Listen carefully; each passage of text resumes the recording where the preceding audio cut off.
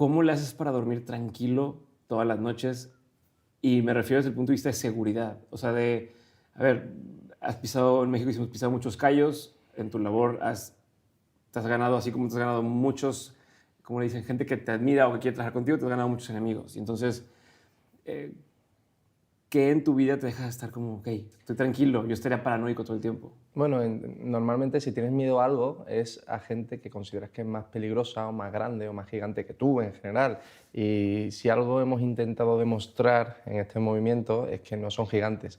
Lo que ocurre es que parecen que son gigantes porque los vemos siempre de rodillas, sometidos al miedo y sometidos a este tipo de sistema que te esclaviza desde tantos puntos de vista. En el momento en el que nos ponemos de pie y nos damos cuenta de que los enanos son ellos, no tenemos el más mínimo miedo.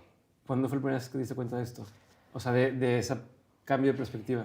Pues en el momento en el que gente absolutamente poderosa se ve obligada a dimitir, se ve obligada a afrontar procesos judiciales cuando llevaban décadas de impunidad legal en este país, y algo, por cierto, que vemos también en otros países hermanos como México, como Colombia, la impunidad de las guerrillas que hemos visto durante tantas décadas, etcétera. Cuando los metes en prisión o cuando consigues que le imputen delitos por hasta 15 o 20 años, pues obviamente te das cuenta de que la mayoría era marketing.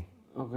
O sea, ¿cuál fue el primer caso en tu trayectoria en el que realmente sentiste que ya estabas haciendo la diferencia? Y no me refiero, a ver, no me tienes que dar todos los detalles específicos, pero me refiero a cuánto tiempo llevabas ya haciéndolo, cuánto tiempo llevabas intentando perseguir una de estas causas hasta que ya sucedió y dijiste, bien, ya se logró una diferencia. Bueno, crítica política desde una perspectiva ideológica, algo que ahora con el paso del tiempo me doy cuenta que es una autojustificación básicamente para que la población se divide y se enfrenta entre ellos, oye, ellos. Hubo una anécdota que la gente no recordará, pero yo sí, porque fue una de las primeras veces que hicimos pues eso, ¿no? Un seguimiento efectivo que llevó a una dimisión, que fue un concejal de Galicia que estrelló su coche en Año Nuevo completamente borracho y quiso culpar a otro.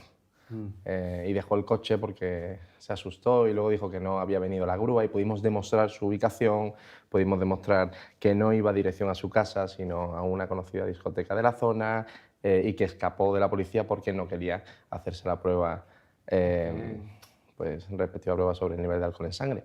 Y conseguimos efectivamente que dimitiera, que no pudiera representar a su partido, en este caso era el Partido Socialista, en las siguientes elecciones. Y ahí sí que nos dimos cuenta de que la ayuda en versión Club de la Lucha que hemos hecho en España, con tantísima gente informando desde sus teléfonos móviles y dándonos una información que a cualquier redacción de noticias sería imposible acceder, porque es imposible que gestiones tal cantidad y volumen de datos en tiempo real de personas tan concretas, muchas de las cuales ni siquiera son extraordinariamente conocidas. Lo recuerdo con cariño, creo que ese fue el primer caso, hace 3 años. 3 años Y y una algo. vez que tuviste ese caso, como esa pequeña victoria, Sí. por llamarla de alguna forma, ¿qué cambió en ti o qué cambió en tu forma de trabajar? O sea, Pues ¿sentiste algún tipo de motivación adicional a lo que ya tenías? ¿Te diste cuenta de la maquinaria, cómo funciona distinto? O sea, en México decimos que 20 te cayeron, ¿no? O sea, ¿de qué te diste cuenta más allá de esto que dices de que era difícil para un medio tradicional capturar información y tal? principalmente 3 cosas. La primera, que efectivamente reafirmábamos la sensación de que los medios de comunicación en este país y en otros tantos, porque lamentablemente, por ejemplo, en México, en Panamá, en Colombia, creo haber visto lo mismo, no son organizaciones o empresas que estén entregadas a la verificación de información ni a la crítica no excesivamente sesgada, más allá de los ciertos parámetros ideológicos que pueda haber en cada línea editorial, sino que eran absolutos negocios de extorsión, en donde si tienen algo que ganar en la ocultación o en la publicación de noticias, lo hacen porque al final lo único que les importa es su cuenta de resultados. Más allá de las influencias, obviamente, que los grupos empresariales que son dueñas de esos medios de comunicación luego tienen o no en términos de valor de acciones. Y al final lo que verdaderamente mueve el negocio en estos medios de comunicación es el mercado discontinuo, en el caso español, que es como está el IBEX 35 en España, y luego tenemos pues, las 136 mayores empresas del país. En diversos países ocurre exactamente lo mismo, ¿no? Iberoamérica también. Y darnos cuenta de que el negocio de los medios de comunicación era, de alguna forma, controlar a los partidos políticos a nivel ideológico, extorsionar a grandes empresarios y empresas que no estaban siempre dispuestas a pagar lo que yo llamo el impuesto revolucionario, que es como llamábamos hace unos años a a un impuesto exigido por la banda terrorista ETA que teníamos en el norte de España y que quien no paga pues se ve sometido a esa maquinaria mediática tan cruel. Y lo tercero que nos dimos cuenta es que puedes llegar al ciudadano sin depender de los grandes medios de comunicación, gracias a las redes sociales primero y al boca a boca después. Al final viralizaba muchísimo más contenido, irónicamente, por WhatsApp, por ejemplo, que directamente por Twitter o por Instagram, donde nos censuraban constantemente. Ah, bueno, si es que en Instagram y en Twitter, como es abierto, te pueden cerrar eso y listo. Completamente. Ahora pero mismo por tenemos WhatsApp, un pues, en proceso. teoría supone que está encriptado y es más privado, avanza la noticia, ¿no? Avanza Nos queda Telegram, pero Instagram, Twitter, por ejemplo, ahora mismo tenemos un burofax legal publicado hace 3 días y entregado hace 5 a la dirección de Twitter España para reclamarles que nos devuelvan la cuenta, porque somos la única gran cuenta de España que todavía no ha recuperado su cuenta. A ver qué dicen los tribunales españoles. A ver qué pasa. Oye, a ver, ahorita me llamó la atención el punto 2 que mencionabas de cómo un medio controla a los políticos, ¿no? Por lo general, uno tiene la impresión de que es al revés, ¿no? De que los políticos o los grandes empresarios controlan el medio y de ahí pues, difunden lo que quieran, ¿no? Las narrativas y demás. Yo tengo el dinero, soy el partido, soy el empresario, y a veces lo que se escucha es que pagan a los medios publicidad y entonces de ahí, como no publican nada en contra de mí. Pero también es al revés, dices. En muchos países de Iberoamérica es justo así. Los partidos políticos y los empresarios que están financiando sus intereses ideológicos dentro de esos partidos pagan a los medios de comunicación para que protejan a los políticos que les interesan, posibles casos de corrupción o de irregularidades, etc. En España pasa algo muy curioso, y es que tenemos un duopolio informativo, es decir, el 85% de todo el mercado publicitario que hay ahora mismo en antena está en solamente 2 grandes grupos mediáticos, que son A3 Media y Mediaset. Y el poder de estos 2 grandes grupos es tan grande que son ellos los que condicionan las políticas de los partidos políticos. O sea, yo siempre digo Tienen mucho poder, pues. Yo siempre digo que el PSOE como partido socialista en España no existe, que existe Prisa, y Prisa tiene su brazo político que se llama PSOE. Okay. Igual que A3 Media lo tiene, y al final cuando te das cuenta de cuáles son las grandes vías de dinero que inyectan a estos grupos mediáticos, que por cierto ganan, creo que son unos 350 millones de euros limpios al año, propaganda y publicidad institucional aparte, pues te das cuenta de por qué las noticias son las que son. O sea, en Antena 3, por ejemplo, en España, tenemos solamente noticias sobre desocupaciones porque varias de las mayores empresas europeas de alarmas de hogar inyectan dinero en esos canales. Pero bueno, te podría decir exactamente lo mismo con el Grupo Planeta. Si es que al final los medios de comunicación en España lo controlan entre 6 y 8 grandes familias, que son las que luego redactan el BOE. Porque eso les da una ventaja competitiva para sus grupos empresariales. ¿Cómo se contrarresta algo así? Pues de entrada lo que intentamos hacer nosotros es minar la credibilidad de esos medios, que es algo además exportable a cualquier país iberoamericano. Cuando tú te das cuenta que los medios de comunicación están absolutamente corruptos y que utilizan eslabones ideológicos para dividir a la población, en mi opinión esto de izquierdas a derechas, liberal, socialista y tal, me parecen conceptos absolutamente vacíos en el siglo XXI. Creo que en 2023 dividir a la población por algo que no sea la presión fiscal y las libertades civiles me parece bastante banal. Pero dicho lo cual, intentamos demostrar que los medios de comunicación no publican todo lo que tienen, que hay intereses económicos detrás de esos medios de comunicación y de qué forma nosotros nos podemos adelantar en tiempo y en forma gran parte de ello. Siempre, obviamente, con los errores que cometemos, que no son pocos, ¿no? Porque al final no tenemos la capacidad económica que tienen estos gigantes, pero intentamos hacerlo mejor sin diferenciar por partidos políticos. Es decir, nosotros atacamos a todos los partidos políticos, de izquierdas a derechas, y sean nacionales y algunas veces también internacionales, ¿no? Como AMLO y a Petro, que ha estado recientemente aquí, y a toda esta gente. O sea, entonces, vamos para entender, o para terminar de aterrizar, ¿cuál es tu llamado, por así decirlo? ¿Qué sientes que es este gran propósito de por qué dedicarle tanto tiempo y organizar a tanta gente para estar minando a estas, tanto los medios, pero al mismo tiempo a los partidos políticos, ¿no? Y me imagino que también las empresas. ¿Para qué?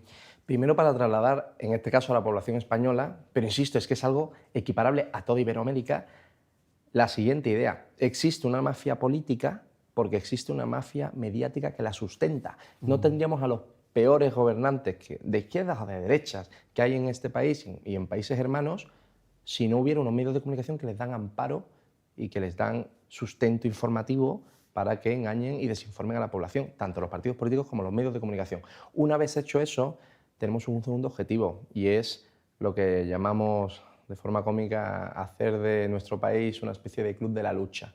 Es decir, que el político, el empresario que cobra y también paga comisiones para manipular normativas, o el periodista que se somete de forma mercenaria a intereses de un jefe de sección que sabe perfectamente que no puede desobedecer si quiere seguir cobrando el salario, van a estar absoluta y completamente vigilados por, no un alvise, sino 46 millones de españoles. Es decir, el jardinero que les corta el césped en el chalet, el camarero que les sirve la copa y escucha dos palabras entrelazadas, el alto cargo de un banco que puede ver... Es como tener hasta cierto punto una red de espías. Sí, y eso como también... de cámaras en todos lados. Completamente, son 46 millones de españoles y muchísimos de ellos, independientemente de ideologías, incluso políticos que son compañeros, o sea, el fuego amigo. O sea, a mí me llega muchísima información de corrupción de políticos y que me la manda su mano derecha o el mejor amigo del partido, porque al final son estructuras de poder en donde intentan,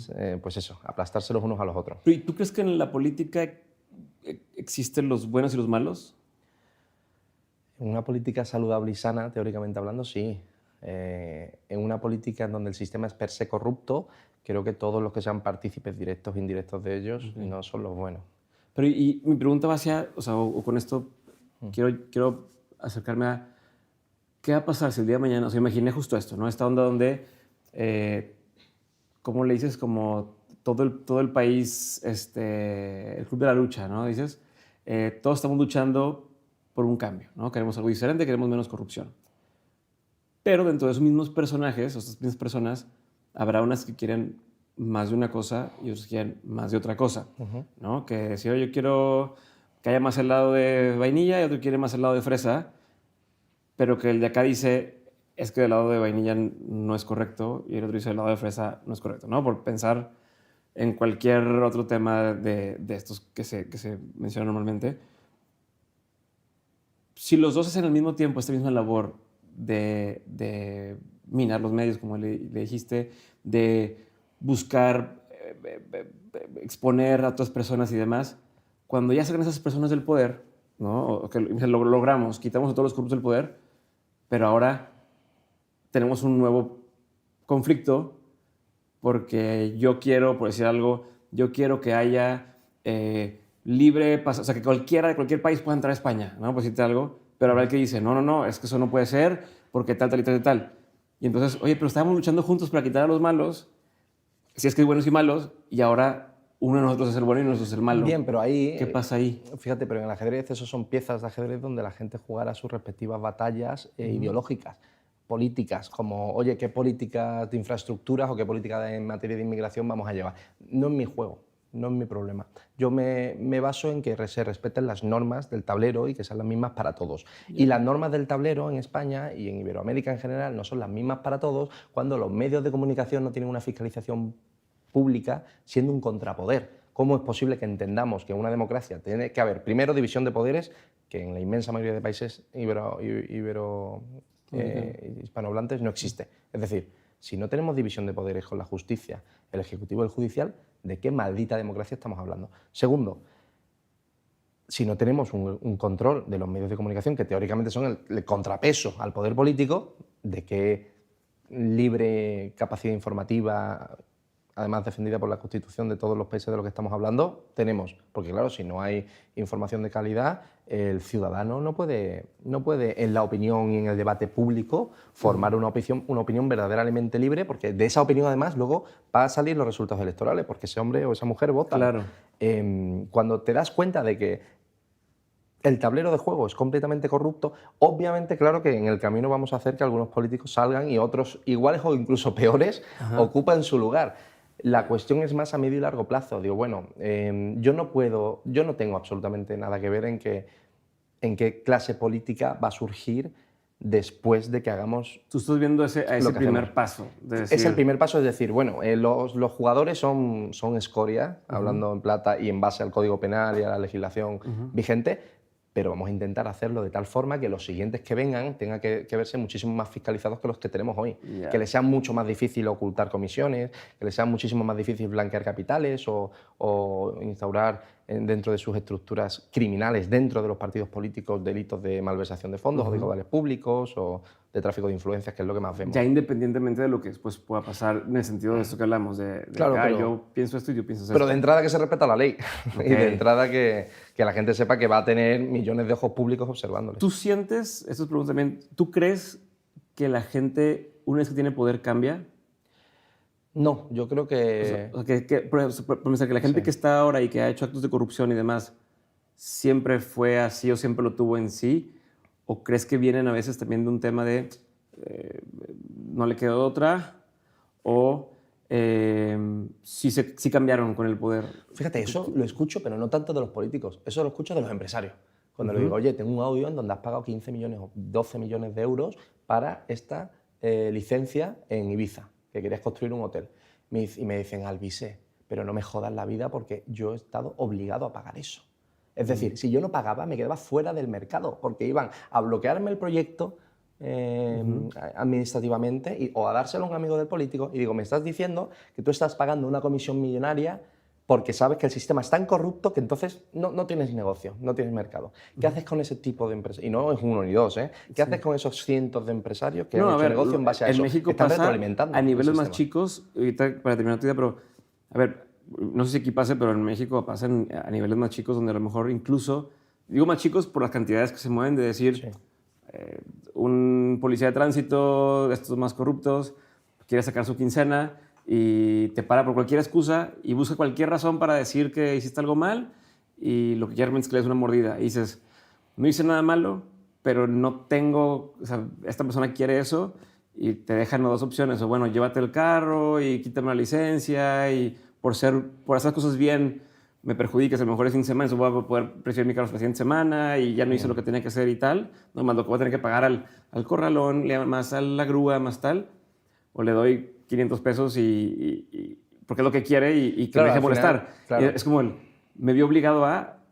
¿Tú crees que en esos casos, por ejemplo, en ese caso, en ese nivel, es mejor decirte, ten, y ya, porque el sistema está funcionando así y ni modo? ¿O es mejor decir, no, voy a ser una persona de palabra y no voy a jugar al sistema? Es que es complicado, incluso para mí es difícil juzgarlo, porque imagínate que eres una madre soltera que tiene un niño de 5 años, que no quiere problemas, que no se puede permitir en absoluto tener problemas con la policía porque tienen un poder y tienen una credibilidad de palabra ante un tribunal que tú no tienes, y tienes que velar por ti y por los tuyos, y eres un ciudadano sin ningún tipo de defensa ante la administración. ¿Qué haces?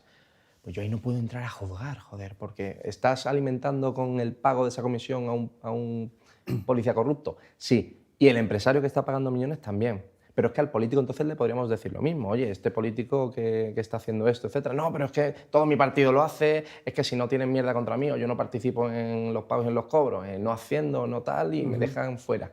Y eso es algo que estamos viendo en muchos países de Iberoamérica. Los principales inocentes o los principales denunciantes de corrupción o los que no se someten a ese latocinio constante por parte de quienes tienen poder, que por cierto eso nos hace recordar que no hay una división ideológica, que es sencillamente estructuras de dominación frente a lo que yo considero esclavos fiscales, que somos todos los que trabajamos y pagamos impuestos. Todos. Y estamos con el mayor robo, latrocinio fiscal de la historia de la humanidad, porque nunca ningún país ha tenido la presión fiscal de hasta el 72-74%, incluyendo los indirectos, que la gente se olvida que aparte del 42-43% máximo por tal, te estás pagando hasta por el café, por el café y por el té. Pero ¿dónde ponemos la línea? Yo obviamente no estoy capacitada para juzgar a la pobre señora que tiene que pagarle a uno de tránsito una mordida. Sí, y yo soy el dueño de la empresa y tengo 100 personas que tienen familias trabajando acá y que si esto no funciona, quebramos y se quedan todos sin empleo y tal. O me voy al grado todo de un político que igual pues, tiene su familia, tiene sus cosas.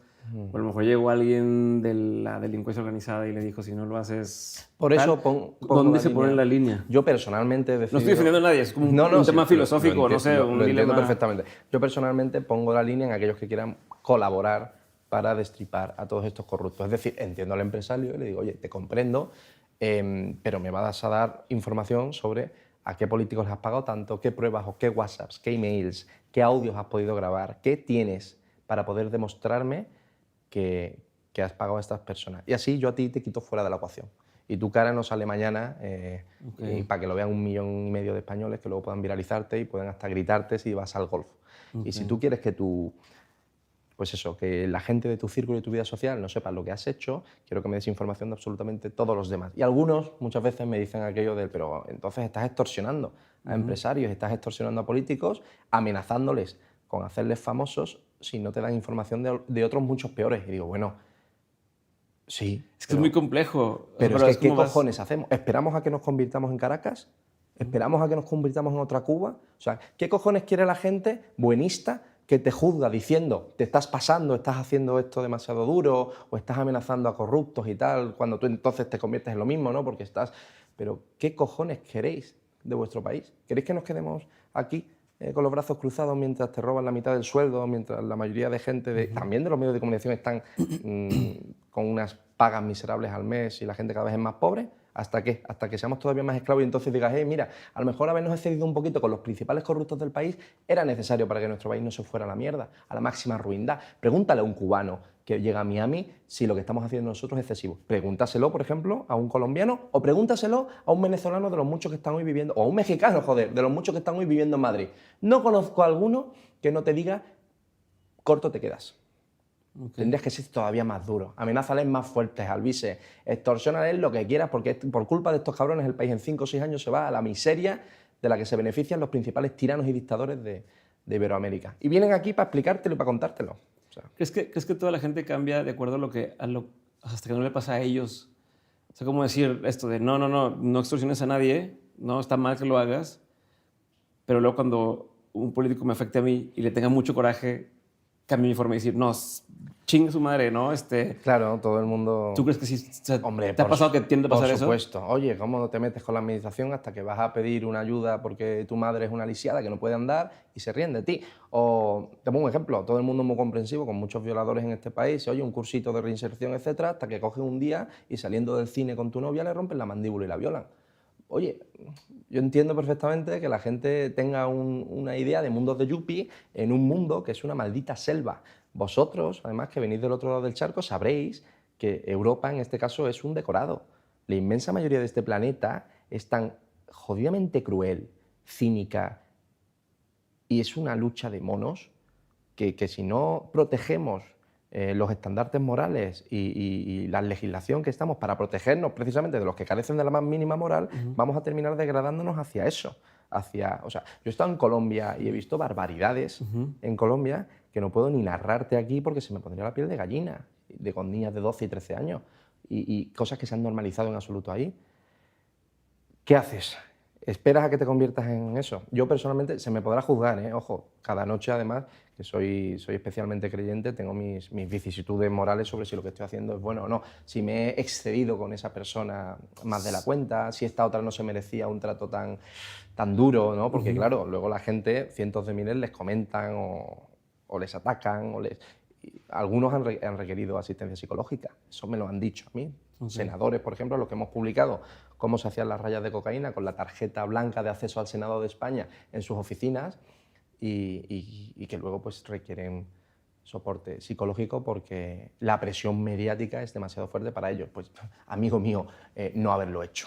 O sea, lo siento. Pero eres el precio a pagar o eres el daño colateral para que esto no sea otro pozo de basura, como se han convertido muchos países en donde no puedes ni siquiera vivir, o lo que ganas al mes es para comprarte 2 kilos de pollo y un cuenco de arroz. Pues no, pues antes de llegar ahí ponemos un pie en pared.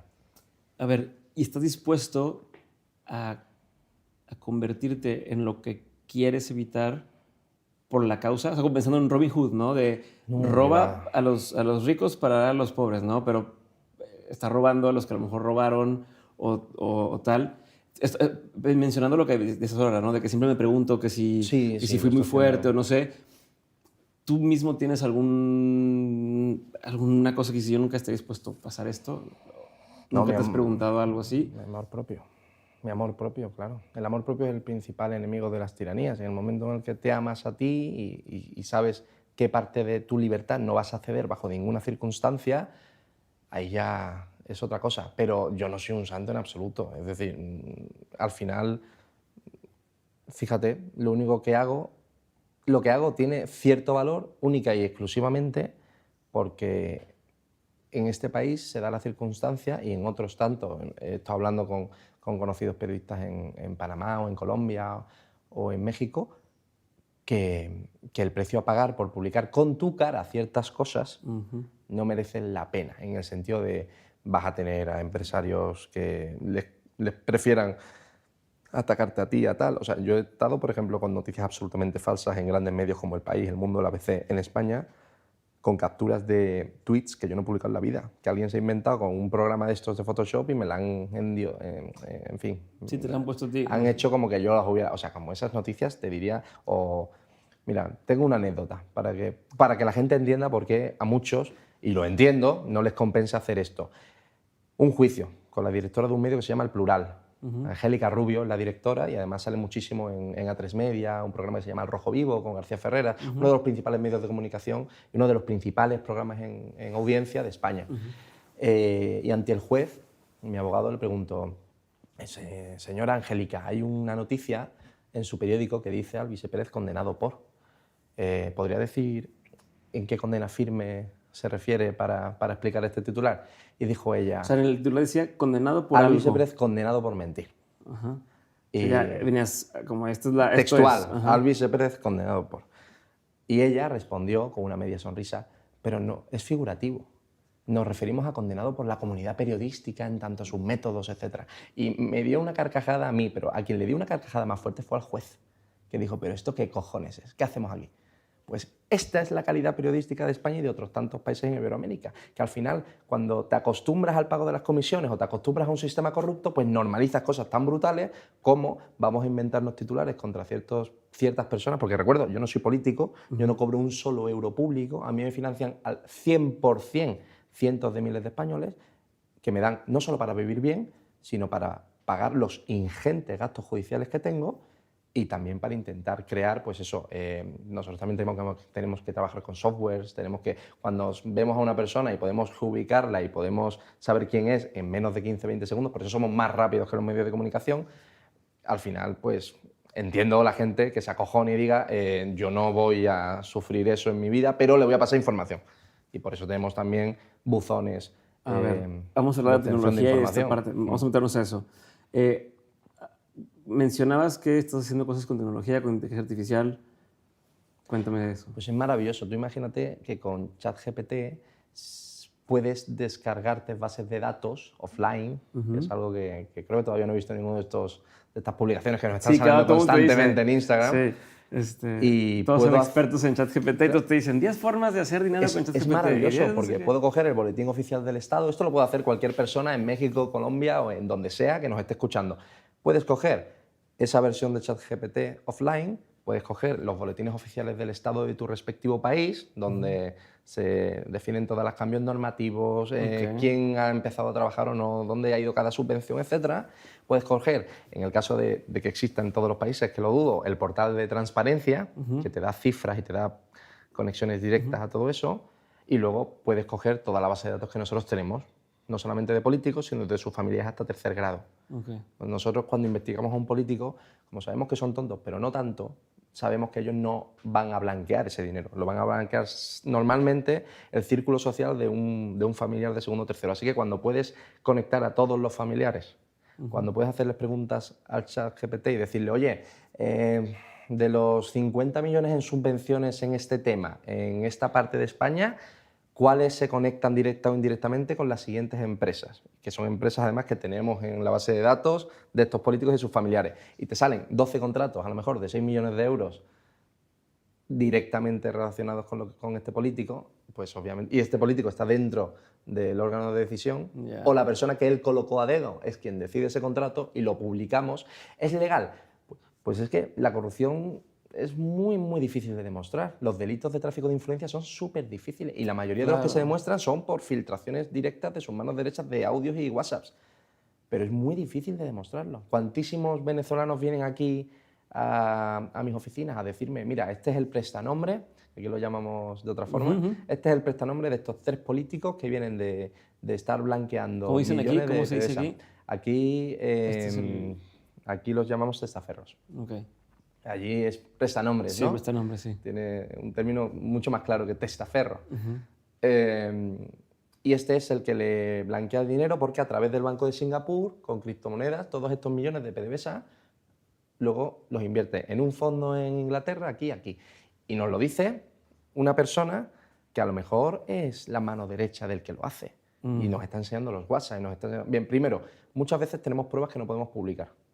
Por un tema de ley orgánica de protección de datos. Sí, o sea, si yo te quiero decir de alguien y luego me llevas a mí de encuentro, pues ¿qué hago, no? Claro, es que si, bueno, te pongo un ejemplo, si un camarero ha puesto un dispositivo electrónico magnético debajo de una mesa de un reservado en donde se reúne Felipe González y 5 altos cargos del BBVA, aquí, de forma hipotética, y estás escuchando la conversación en donde hablan de intereses lobísticos dentro del PSOE a cambio de apoyo electoral, es decir, tú me das esto aquí, ya él verá cómo lo reparte a través de ciertas fundaciones y de ayuda internacional al desarrollo, que es por donde se blanquea muchísimo dinero, y a cambio nosotros vamos a defender los intereses de este banco o de aquel otro si mantenemos el gobierno, pero ayúdame a mantener el gobierno.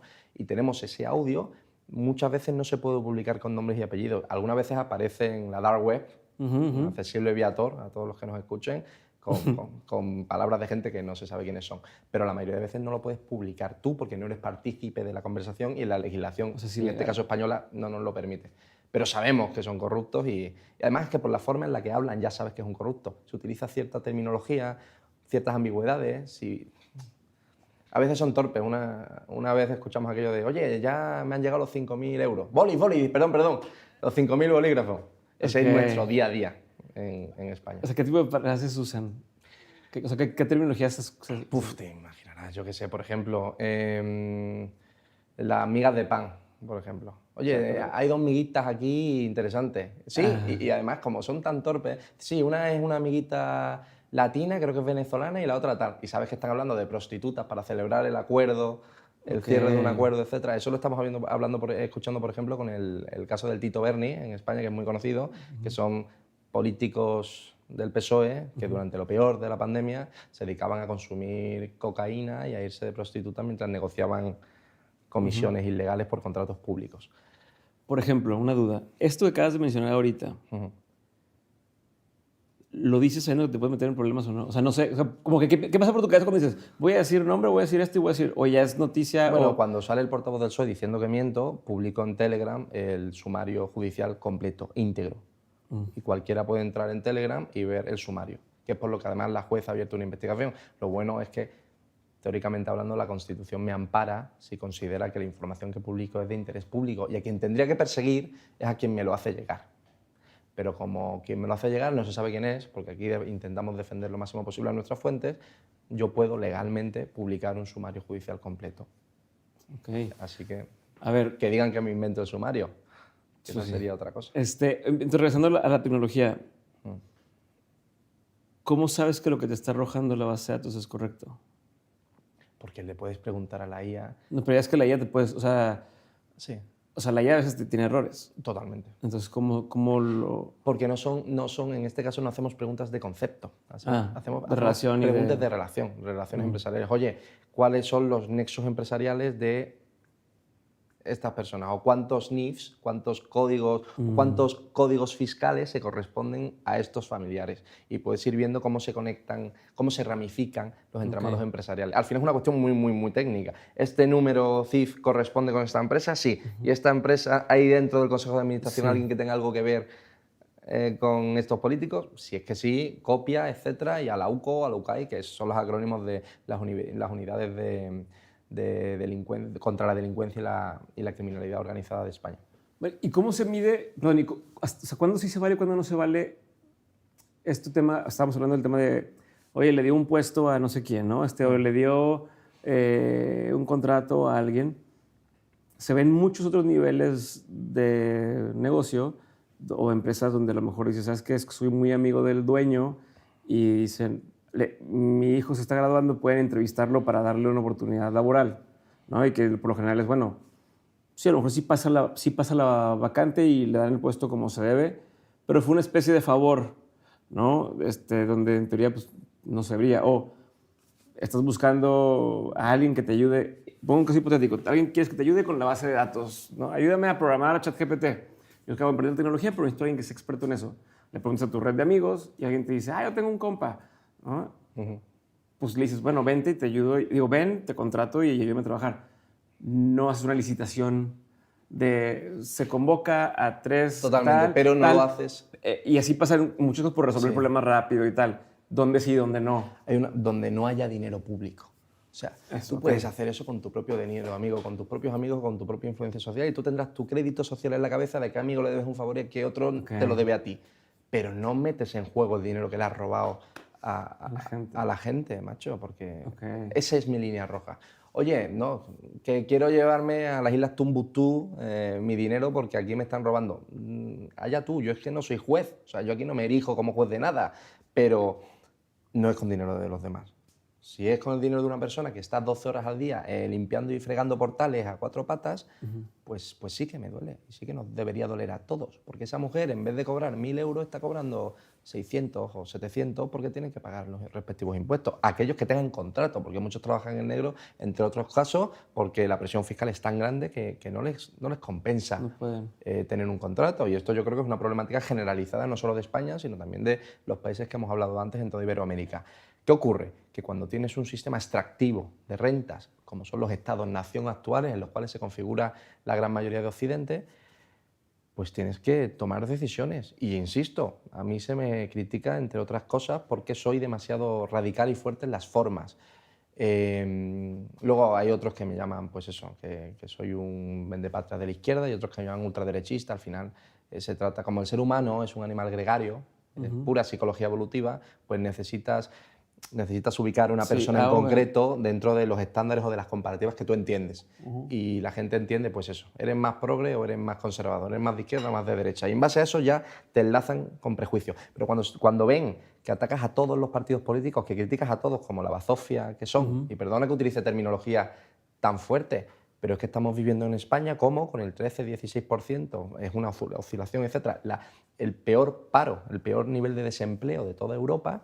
Todavía hay gente que no se da cuenta que o atajamos esta mafia corrupta de raíz o nos vamos a ver todavía más pobres de lo que ya está siendo una gran parte de la población española. Aquí no hay término medio, aquí o estás con la mafia y aceptas que te estén sometiendo o estás con la mayoría de los españoles, o en este caso de los ciudadanos iberoamericanos, que están hasta los santísimos cojones de que les saquen, de que les roben, de que se rían de ellos y que encima te pare un policía para, oye, la comisión. Pues no, pues se acabó, pues basta. Ok.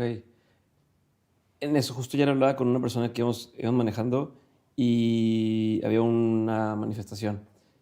Y entonces le preguntaba que si pasan seguido y tal. Y a mí se me hace que las manifestaciones en España son muy pacíficas, ¿no? Como el otro día enfrente del Parlamento, creo que es, así en una fila, o sea, todos en un espacio delimitado, manifestándose.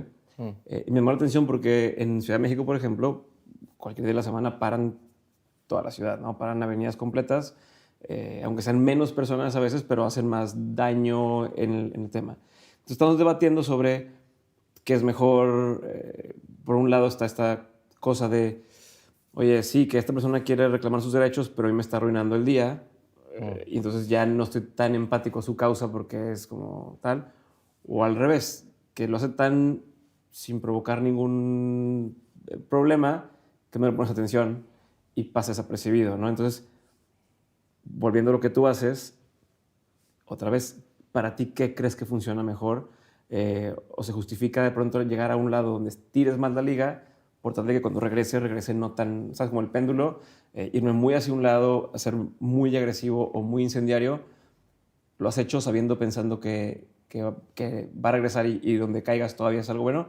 ¿O simplemente se va a ir con todo? O sea, ¿cómo lo ves desde un lado más estratégico? Mira, de entrada damos por hecho de que hay un valor electoral, político, económico, hay un valor en que haya una movilización social en la calle, básicamente porque no gusta a la clase con poder. Y te pongo el ejemplo, por ejemplo, que me has dicho desde Ciudad de México, cuando salen cientos de miles de personas hace unos meses a protestar por la reforma electoral de México, de México en general, de Ciudad de México en particular. A la semana siguiente sale AMLO y llena de autobuses pagados por el partido y por algunos fondos públicos que creo que la oposición está intentando judicializar para intentar decir, no, nosotros también nos manifestamos en pro. ¿Por qué?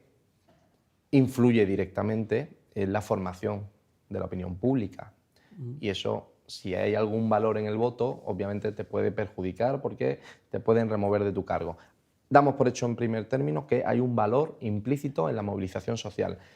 Luego, ¿es más práctica o es menos práctica que la movilización sea más, digámoslo, violenta en términos que no impliquen la agresión a otro ser humano? Sí. Es decir, cortar una calle o quemar un bidón o lo que sea.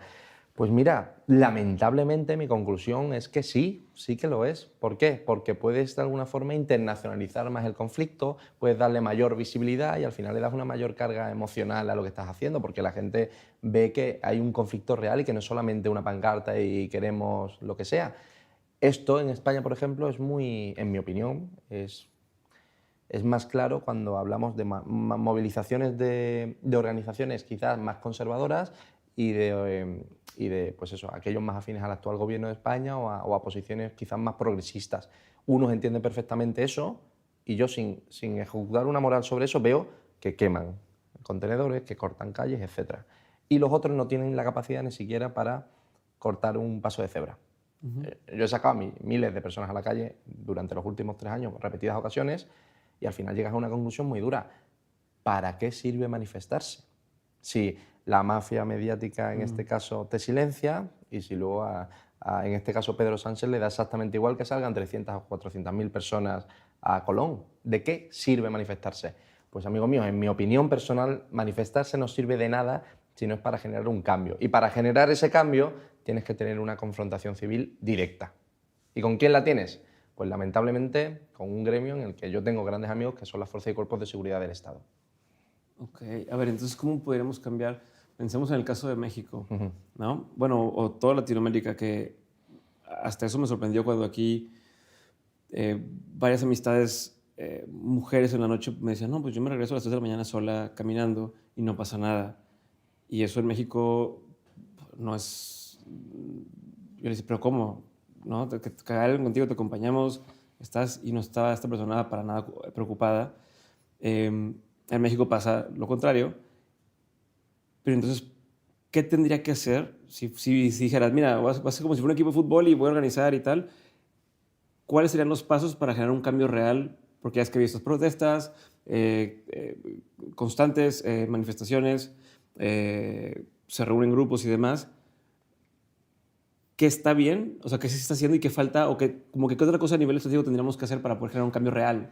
Que la gente entienda que no basta ir a una manifestación, que hay que organizarse a nivel civil. Porque si no te organizas a nivel civil y no tienes ¿Qué significa eso? O sea, una asociación. Por ejemplo, así como en... Si tú vas con 5 amigas por la calle en Ciudad de México, violan a una de ellas, te vas a una comisaría a denunciar y el policía se ríe de ti o te juzga por cómo vistes o lo que sea y te das cuenta de que hay una corrupción de primer plano en la propia policía, que se supone que tienen que ampararte legalmente para que eso no ocurra, la siguiente a lo mejor pues no denuncia, o la siguiente a lo mejor no te recoges a las 2 y te recoges a las 10. Estás limitando tus libertades civiles porque hay un sistema absolutamente corrupto que no te ampara. En eso podemos estar de acuerdo, bien. Pues tenemos que organizarnos mentalmente y decir, a ver, esto pasa porque la policía no funciona. ¿Por qué la policía no funciona? Porque los políticos no dan suficientes recursos a eso, porque no hay suficiente educación para que eso no ocurra, etc. Tienes que convertirte en un valor electoral por ti mismo y eso no se consigue únicamente saliendo al centro de Ciudad de México a protestar con una pancarta y a decir, mira qué mal funciona esto. Esto se consigue organizándote con esas amigas, metiéndote en internet, porque ahora mismo lo tenemos más fácil. Si en el siglo anterior se han organizado grandes movilizaciones sociales,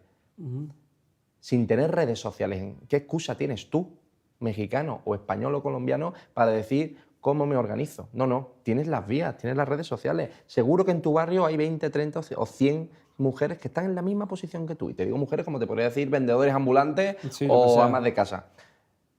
Organízate con ellas, crea grupos con ellas, asóciate legalmente, que la ley te permite en cualquier democracia hacerlo.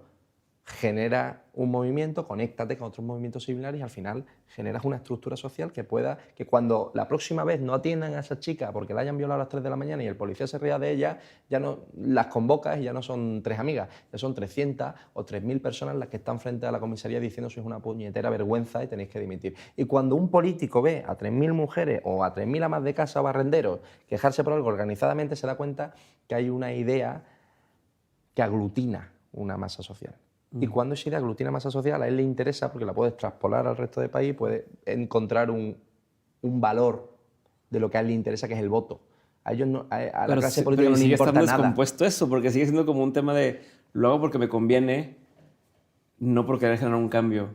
Claro, ¿no? es que los políticos no tienen, claro, a ellos solo les interesa el valor de tu voto. Si no lo pueden comprar directamente con prebendas, por eso preocuparse por los intereses reales de la sociedad es mucho más problemático que como hace AMLO, por ejemplo, en México, que es coger dinero público y crear una red clientelar masiva dependiente, directa o indirectamente, de dinero público para decir, si no me votas, te quito la paguita. Eso es mucho más fácil que decir, joder, tu preocupación es estar más segura por la calle a las 3, pues voy a tener que invertir en... Ay, no, pero es que a lo mejor invierto en comisarios policiales que son corruptos, a lo mejor tengo que generar políticas. Si es que los políticos son muy perezosos, por eso siempre prefieren las redes clientelares a preocuparse por la realidad, a lo mejor, de la seguridad de México. Entonces luego se convierte también en un problema el decir, ok, junté toda esta gente, aglutiné personas, ¿no? Esta causa, y entonces llega un político que lo quiere usar a su favor, y al primer indicio de que esto está difícil, cambia de bando, ¿no? O sea, oye, yo apoyo esto, y luego, no, oigan, saben que está muy difícil, nunca pasó nada. ¿Cómo evitas eso? Cuando haces una aglutinación masiva... Porque quiero que me ayudes a hacer como todo el proceso, ¿no? Perfecto. Entonces, cuando haces una aglutinación masiva y te das cuenta de que pese a tener tus organizaciones, los políticos no te prestan atención, seguramente sea porque te infravaloran y no creen que tengas la capacidad de movilización o de afección electoral suficiente como para que su puesto perdiera, que es lo único que les importa. O sea, a la mayoría de políticos que jamás olerían en el mercado privado los salarios que cobran en el mercado público, a un tipo que jamás en la vida va a ganar los 100 o 150.000 euros anuales o lo que ganéis en Iberoamérica con el cambio a vuestra divisa, porque porque no tiene currículum, porque toda su vida ha sido escalar políticamente dentro de un partido político, lo único, te aseguro, que le importa no es si tu madre llega segura a casa y no es si a ti te roban la cartera y puedes denunciarlo. ¿Cuántos de vosotros han robado la cartera alguna vez? Y no habéis ido a la comisaría a denunciarlo porque ¿para qué? Yo creo que de los 6 o 7 que estamos en esta habitación, los 6 o 7 nos ha pasado y no hemos ido ni a la policía. Y sin embargo no concluimos que es que el sistema no funciona. ¿O nos creemos, por ejemplo, las estadísticas de criminalidad, que son infinitamente más altas en la realidad que lo que marcan las cifras oficiales? Porque, insisto, no denunciamos los pequeños hurtos. O no denunciamos, por ejemplo, cuando nos hacen pequeñas agresiones de cualquier tipo. En el caso de las mujeres, las sexuales. Hay muchísimas mujeres, por ejemplo, que sufren agresiones sexuales que no consideran que sean excesivamente graves, aunque lo sean, porque saben que el sistema no les va a proporcionar una solución. No los van a considerar como graves. Bien, y tú me dices, bueno, ay, nomás te hizo esto. y nos organizamos civilmente y tal. ¿Y luego qué? Si los políticos pasan de nosotros. Primero, si pasan de ti es porque no eres lo suficientemente influente a sus ojos. Crece. Porque si te pasan de ti, pasan también del barrio de al lado y del otro y del otro. Al final es organización civil, si es que no hay otra. Y si tienes que cortar una calle y quemar un contenedor con una pancarta que diga nos están matando o nos están robando o nos están saqueando, yo no voy a ser quien emita juicio moral sobre ti, sobre eso. Ok. Tengo muchas dudas. ¿Por qué te metiste a esto? O sea, ¿qué te llamó en tu carrera para decir, voy a empezar a hacer este tipo de cosas y voy a empezar a organizar gente? Bueno, yo estuve trabajando en algo que quizás conozcáis, que es Instituto Cervantes. Yo me fui a Inglaterra en base a lavar platos y tal, o sea, cuando era más joven. Y luego sabes que vas escalando, pasando de un puesto a otro, de una empresa a otra, tal cual. Y al final, porque se me daba muy bien el tema marketing, imagen de marca y comunicación, acabé en Instituto Cervantes, que es una oficina de apoyo, es una oficina del Estado de apoyo público a los hispanistas alrededor del mundo. Esa es la teoría. Luego, en realidad, es una escuela de clases de español que justifica su existencia por algunos talleres. Yo, personalmente, como ex trabajador del Instituto Cervantes, cerraría todas las oficinas de Instituto Cervantes porque son un absoluto latrocinio al dinero del contribuyente. Pero bueno, dicho lo cual. Después empecé en temas lobísticos, como una campaña que hicimos para la legislación canadiense. Algunos grandes lobbies se dieron cuenta de que hacían un buen trabajo y estuve durante un año trabajando con varios de ellos en Iberoamérica hasta que un partido político liberal llamado Ciudadanos me ofreció ser el jefe de gabinete y jefe de campaña de ese partido en la Comunidad Valenciana. Que ahí es cuando entendí realmente lo podrido que estaba el sistema por dentro. Porque claro, cuando vas como un chaval al que se le da bien en su sector hacer las cosas y dices, mira, tengo una oportunidad de cambiar las cosas por dentro, hacer una buena campaña electoral, políticas que considero que son justas, reducción de impuestos, etc. Y te das de bruces con la realidad, que es que el director de un medio de comunicación, por ejemplo, y puedo decir que hasta el nombre, el ABC, porque claro, cuando a mí me dicen hay que ver las cosas que dices, no, pero es que las digo con nombre, con apellidos, te puedo dar hasta la fecha porque tengo hasta el WhatsApp, o sea, te podría dar todos los detalles concretos para decir, no, que no me lo estoy inventando. Es que el que era director de las provincias, que ahora es actual director de uno de los medios de comunicación más importantes de este país, pedía entre 60 y 80.000 euros en campaña electoral para que el periódico hiciera su trabajo. Y medio al que no le pagaban la comisión, medio al que te destrozaba en campaña electoral. Yo me acuerdo cuando era jefe de gabinete y decía, ni un duro a los medios, ¿para qué? Metemos el dinero en Facebook, en otro tipo de campañas y tal. Y dice, no, es que si no metes dinero en los medios de comunicación, no sabes lo que ocurre. Digo, ¿qué ocurre? Pues ocurre que se inventan titulares contra ti, tienen también nexos con actores judiciales, es decir, pueden inventarse en tiempo récord una causa, generarte una imputación que luego acabe, lo que decimos en España, agua de borrajas, que luego no tenga el más mínimo futuro, proceda, pero vas a tener durante toda la campaña electoral imputado por presuntas irregularidades en... Que luego si yo salgo el día de mañana y digo, denuncié a tal por robo, la noticia es tal persona denunciada por robo, a lo mejor nunca procedió porque no había nada, no me robó nada, no hay ni un caso, pero ya la noticia está. No, o sea, ya está ahí afuera. Y que no entienda tal porque está trabajando 12 o 16 horas al día en un bar y está reventado, le duele la espalda de llevar bandeja y llega a su casa a ponerse Netflix media hora después de dormir al niño en la habitación y lee titulares y dice, coño, mira, otro corrupto, por culo, y lo tira. Y no se da cuenta de la mafia y de la desinformación que hay detrás de eso. Porque no tiene tan poco tiempo, porque está tan esclavizado en un trabajo infrapagado, infrarremunerizado y tal, que ¿para qué? Si son todos iguales. No pagar, pero por eso el valor de la descentralización de la credibilidad que te dan las redes sociales. Si tú puedes hablar directamente con el ciudadano y decirle, oye, que sepas que esta noticia aquí es falsa porque este no ha pagado. Digo, vale, ya saben de qué medios no informarse y de qué medios sí. Y que le den valor a la inteligencia que ellos mismos tienen. Tu inteligencia tiene una autoridad para ti. A ver, pero ¿por qué la gente confía tanto en los medios de comunicación? Pero tengo dudas ahí que no he terminado. Estabas contestándome cómo llegaste, o sea, cómo... pero antes de eso, ahorita mencionas esto, ¿no? De ya sabes a cuál medio no hacerle caso. Yo he visto que así como hay una persona o un medio que diga el azúcar es malo, hay cual dice el azúcar es bueno, y hay cual dice todo con medida está bien y tal. Cada uno empuja su agenda, ¿no? Cada quien tiene como, oye, pues esta persona es keto, ¿no? Hace la cetogénica, o esta persona cree tal.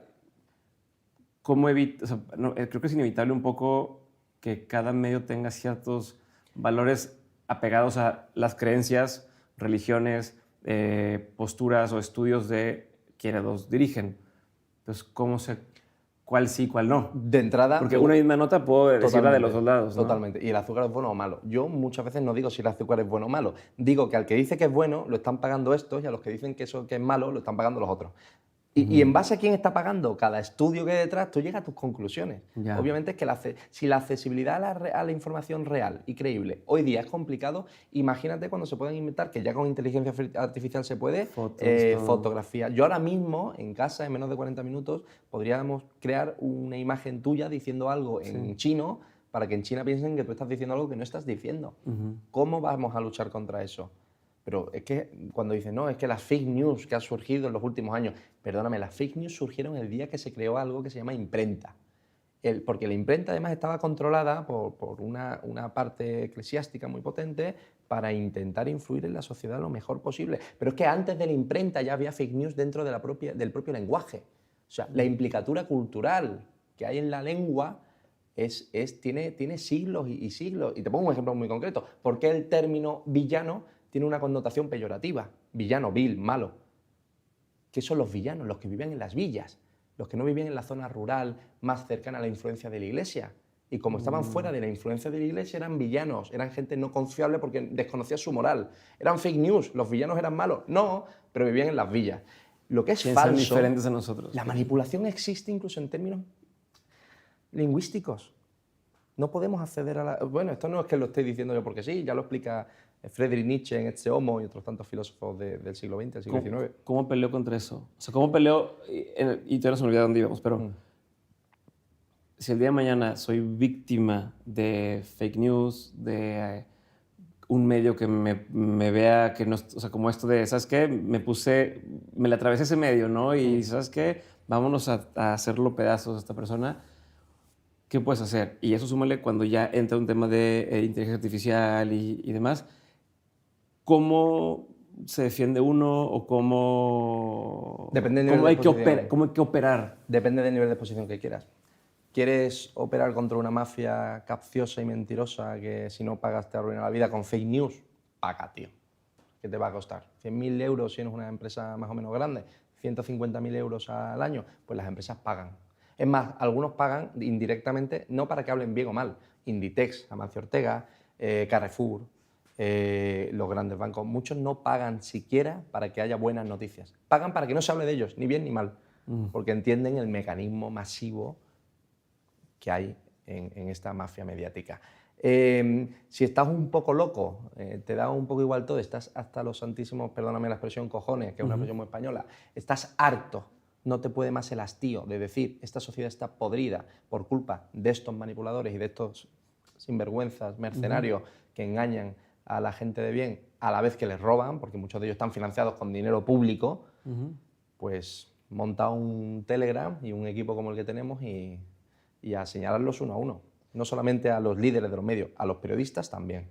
Pero yo me refiero también a cuando es a nivel personal. O sea, soy una persona normal, ¿sabes qué? Trabajo en un medio o trabajo en cualquier empresa o en un medio, pongamos, soy periodista de un medio y mi jefe me hizo insinuaciones de índole sexual, dije que no y a partir de ese rechazo dijo, pues ahora vas a ver y entonces te voy a difamar, ¿no? ¿Cómo me defiendo ahí? O sea, ¿qué se puede hacer para proteger tu reputación y pues que se haga justicia un poco, ¿no? Pero eso. Bueno, en caso Si yo explico, mi pregunta, porque es diferente una empresa, tengo grandes presupuestos, tengo mucho movimiento. Más a nivel ciudadano. Pero a nivel ciudadano, que somos los indefensos, donde es, pues, ¿qué hago?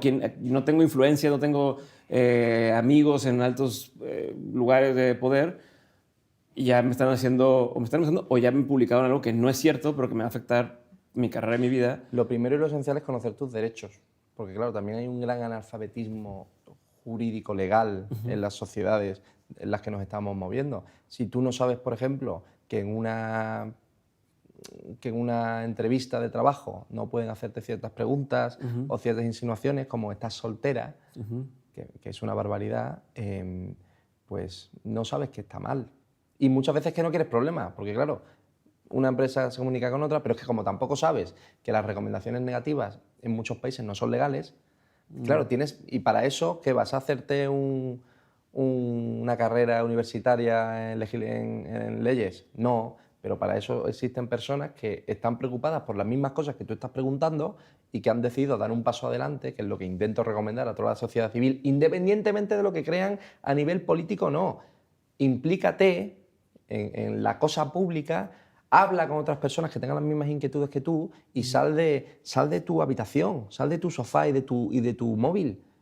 Hay mundo, hay personas con los mismos problemas y preocupaciones que tú. Si no enlazas socialmente con esas personas, vas a tener que sufrir ese problema en silencio y vas a estar pisoteado el poco tiempo que tenemos en este mundo, que es bastante poco, o esperar a que sometido por esta haga gente. Y como O esperar esperar a un líder salvador, un Padre Nuestro. Por eso cuando la gente también... Y ojo, de aquí hago autocrítica, porque mi movimiento es muy personalista en el sentido de que la única cara visible soy yo.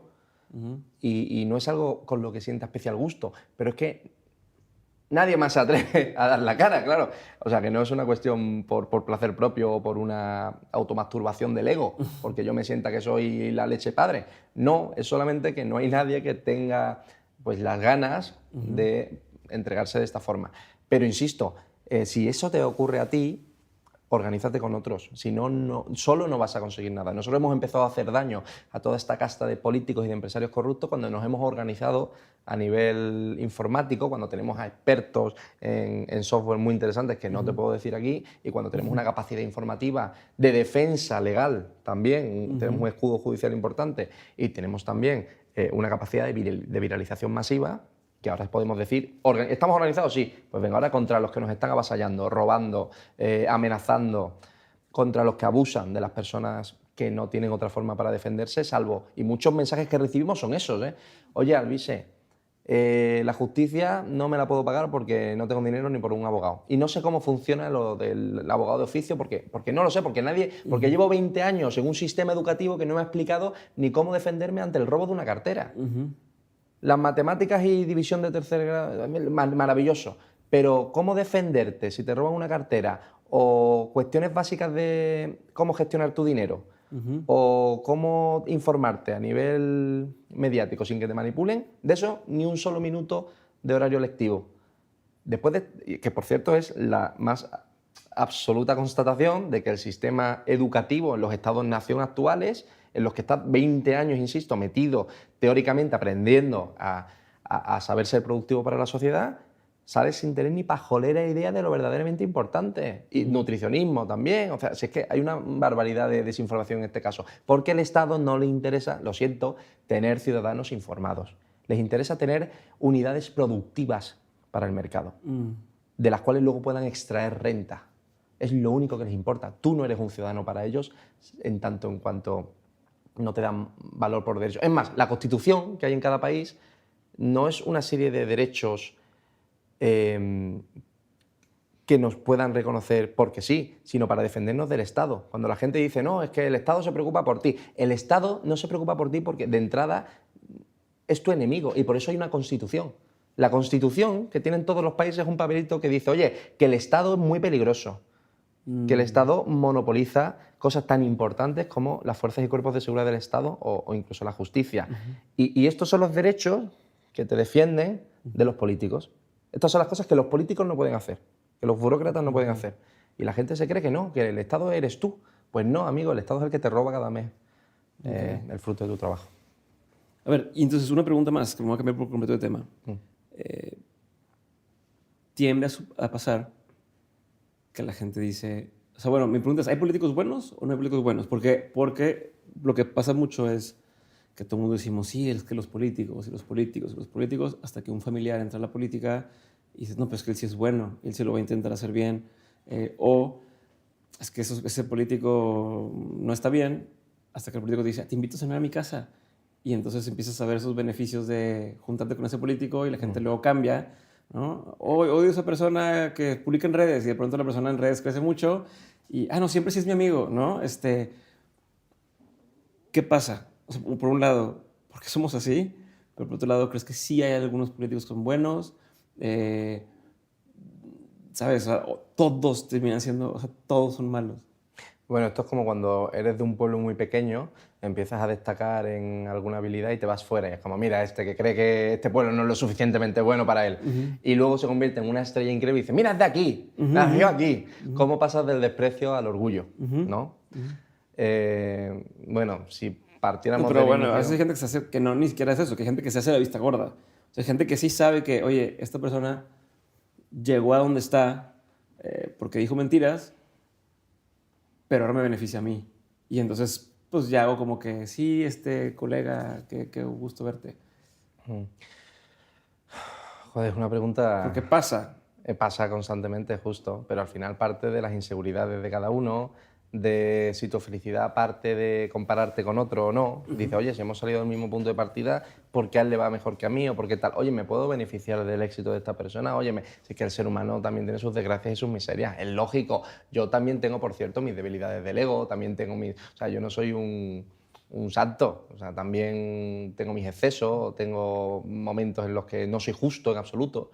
y digo, me estoy comportando igual que la gentuza a la que critico, eso me genera una hipocresía en mí mismo que sí que me podría dar problemas para dormir. Y te hablo, por ejemplo, con un ejemplo muy concreto.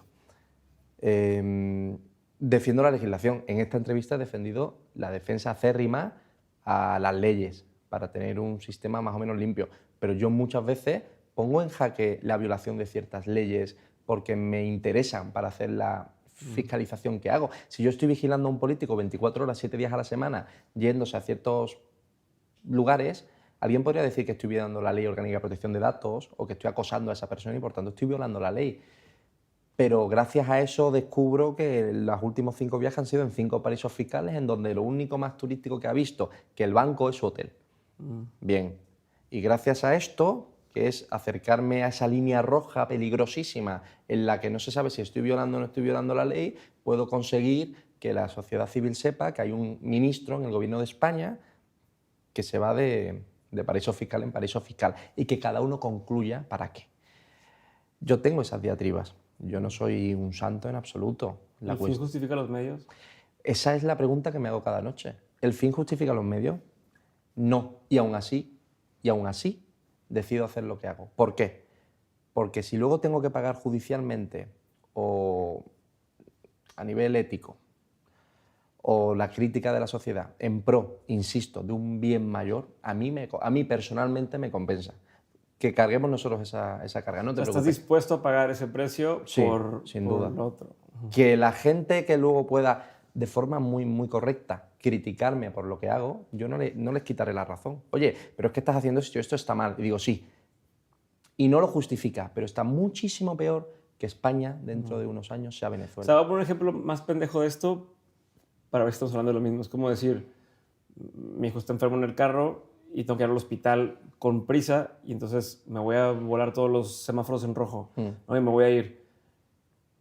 Es ilegal o sea, merece una infracción, pero para mí, o sea, como que ya lo voy a hacer porque para mí es más importante llevar rápido a mi hijo aunque asumas el pago de las multas. Sé que no puedo decir, no me cobres la multa porque hay una emergencia.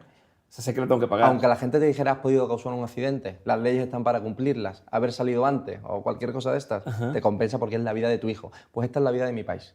Y yo no quiero que los apóstoles de la muerte y de la miseria y que la gente que ha destruido tantísimo otros países vengan a hacer lo mismo aquí, a mi ciudad, donde vive mi familia, mis amigos, mis amores. Todo lo que me ha importado alguna vez desde que existo en este mundo está aquí, está en Madrid, en Sevilla, en España en general.